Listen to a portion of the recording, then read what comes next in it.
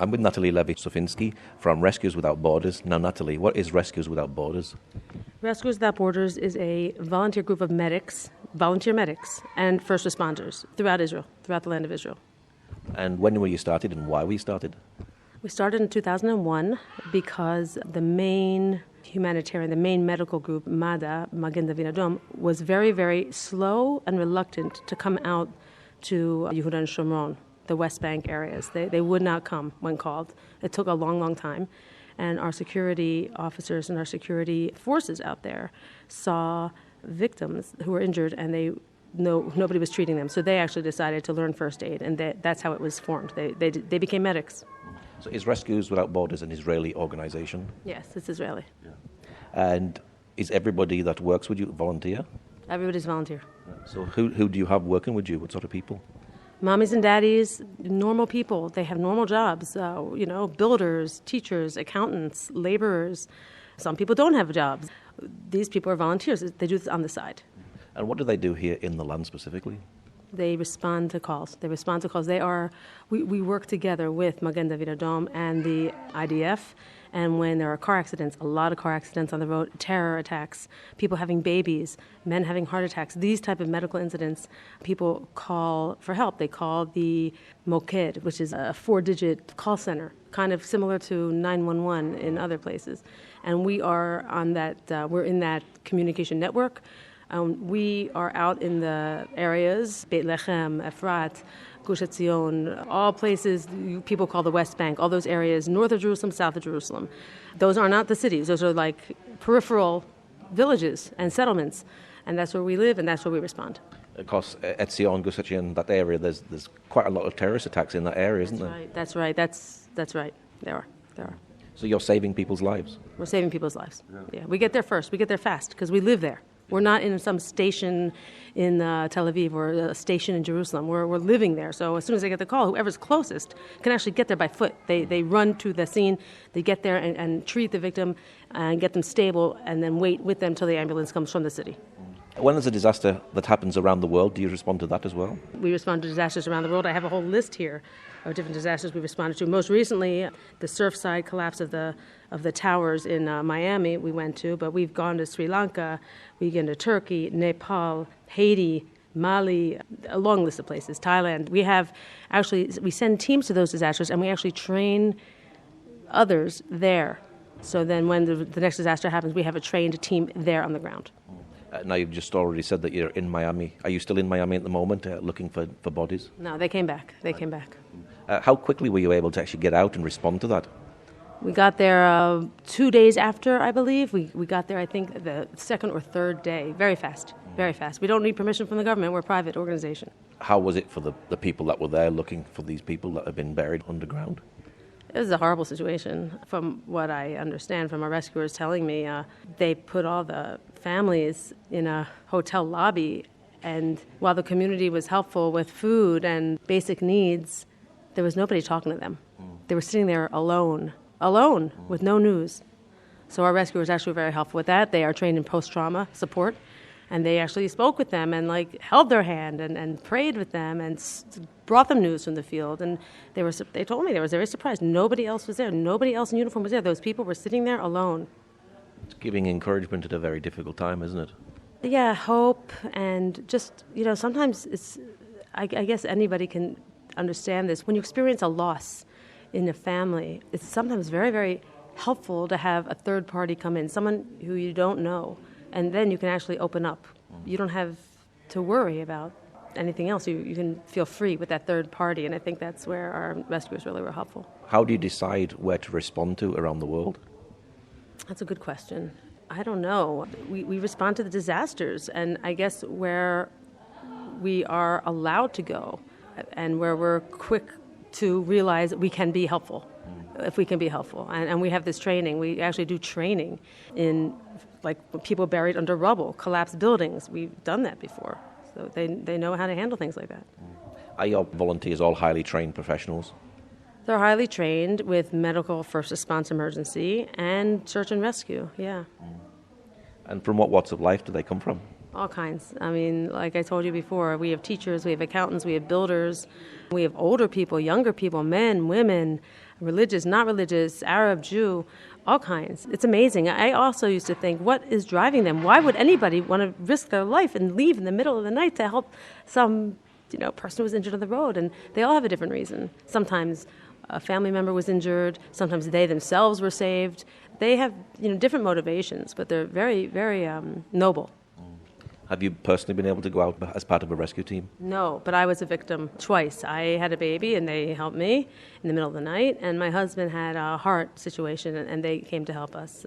I've been on the receiving end. So you've seen the goodness that they bring, and you want to give back as well? Yeah, these are the people you want to help you when you're vulnerable. These are people who they know what to do. They're very professional, but they're warm. They're human. I see them at the grocery store with their children. These are people who live among us. They're not aesthetic. Now, I imagine in all the devastation and tragedy, there's joy and there's hope. Maybe someone's been rescued.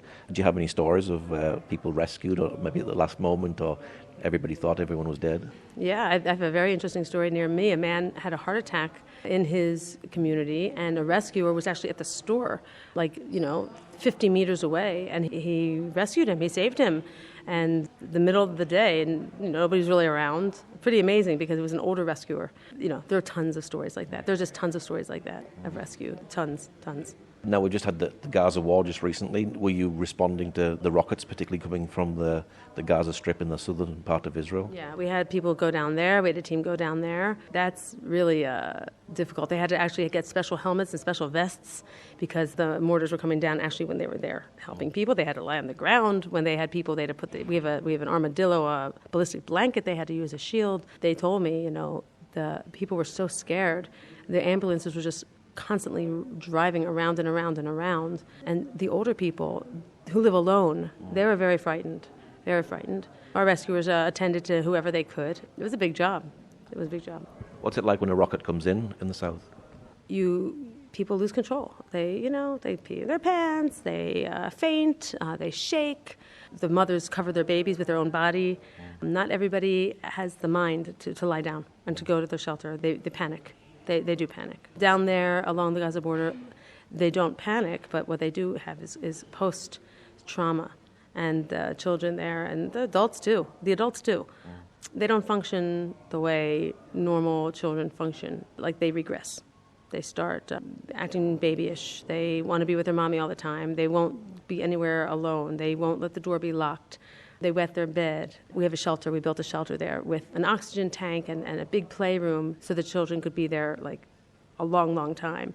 And that's good for them, but that the parents are alone. So the parents have their own problems. It's scary. I was in an attack years ago, and I couldn't get my baby out of the high chair because I was shaking. It is frightening. It is frightening.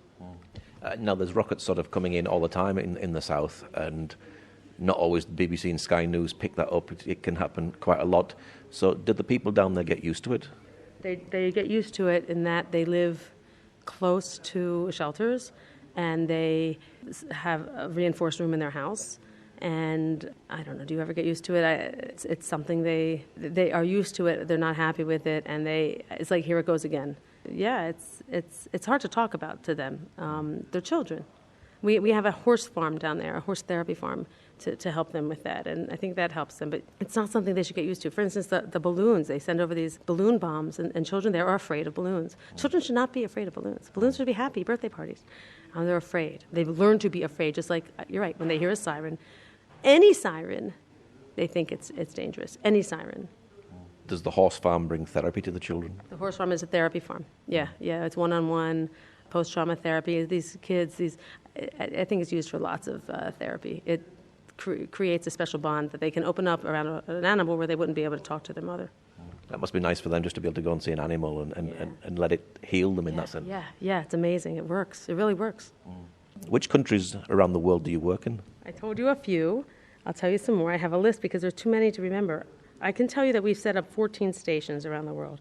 Mozambique is one, Nigeria, the Philippines, Jordan, Thailand, I mentioned, Nepal, Haiti, Greece, Sri Lanka, Turkey, a lot of places. And we've trained places. We've trained teams in some of these places too. Also, it didn't say there, but we've been to Ethiopia. Yeah. Why do you do what you do? Well, I'm just one person, okay? I believe that this is very important work, but I'm not out there like the rescuers. They are very special people, and I was saved by them. They helped me, and I know if it hadn't been for them, I don't know what would have happened. So these kind of people need support, and I'm out there. I'm their English mouthpiece, I'm their English spokesperson, and they're very humble. They shouldn't be, but they are. And Did they sometimes need counseling themselves after some of the things that they've seen? yeah, interesting question. They do. Meron, there was a stampede, they say, in Meron at Lag BaOmer, and our rescuers from around the country were called there to help. And afterwards, like 3 days later, we took our team back up there for post-trauma and to light candles and to walk through the place. And we brought a counselor and a rabbi, and they were. I didn't understand, but they explained to me that the presence of so much death in one place and having the bodies of these people laid out in front of them, people they couldn't save. They could not save them. They tried. It was so traumatic. They couldn't get over it. It wasn't like when you're buried under rubble, you don't see those people. These people they saw. And they tried to save them, and they just weren't successful. What's your prayer for the future of the organization? I think they need to get a lot more recognition and a lot more support. We do not have, for instance, a big American following, and we don't spend our resources on public relations, on anything like that, on PR, on commercials. All our money goes to equipment and training, and we need more support so we can get the word out there, so we can continue our work. And all the time, older medics are retiring, and younger medics are being trained, and they need equipment. They need good equipment, and we need to just keep building and keep getting the word out there so we get more support. What's your website for people who'd like to know more? It's www.hatzalah.org.il. Hatzalah means rescue. So it's HATZALAH.org.il. Okay, Natalie, thank you very much. Thank you.